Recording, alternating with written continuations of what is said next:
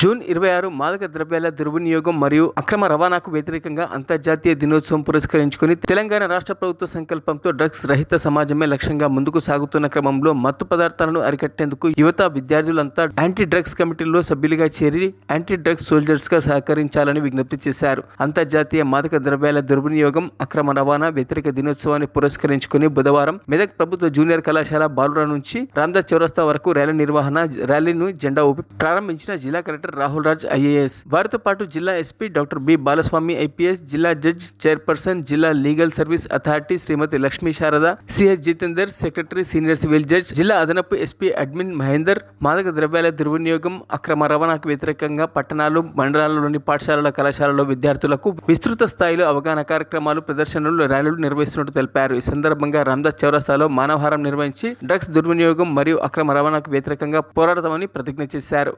పోరాటంలో క్రియాశీల భాగస్వామిని అవుతానని, వీటి వాడకం వల్ల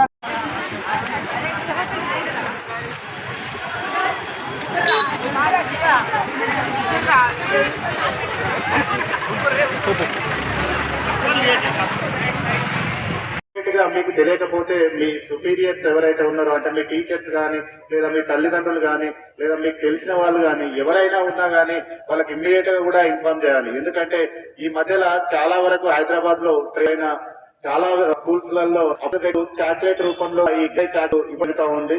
అక్కడ ఉన్నటువంటి విద్యార్థులు ఆకర్షితులై వాటికి అలవాటుగాను అదే విషయం తల్లిదండ్రులని, టీచర్ని చెప్పడం జరగడం, వాళ్ళ బిహేవియర్ లో, అంటే ప్రవర్తనలో మార్పు వచ్చి దాని తర్వాత వాళ్ళు బాగా అడిక్ట్ తర్వాతనే తల్లిదండ్రులు గుర్తించడం జరిగింది.